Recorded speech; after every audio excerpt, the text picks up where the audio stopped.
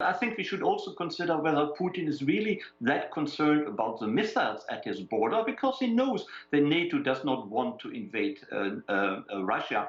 But isn't he more concerned about the democratic developments in countries such as Ukraine, in Georgia, in Kazakhstan, in Belarus? That is what I think he is really afraid of, that if these countries turn away from that Russian sphere of influence and go and become part of the Western sphere of influence, that is eventually that will have an impact on Russia, and that the protest movements in Russia, Navalny and co, will become stronger and will dispute Putin's leadership role. I wonder whether that isn't his real fear, rather than the missiles along the border with Russia, which will never be used to attack Russia. He knows that. Everyone knows that.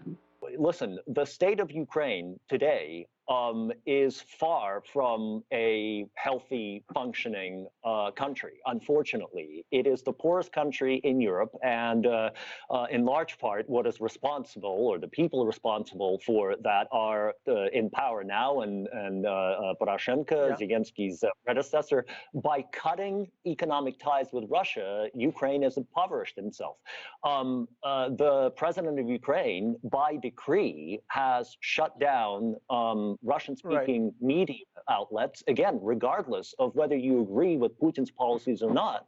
These are not exactly democratic steps. The Russians have no problem with Armenia being a democracy and being a member of the Eurasian Economic Union. And what happened in Kazakhstan just recently was started out as legitimate complaints, but quickly turned into a violent free-for-all. So that's not an issue about, I think Putin is less concerned about democracy than he is about security.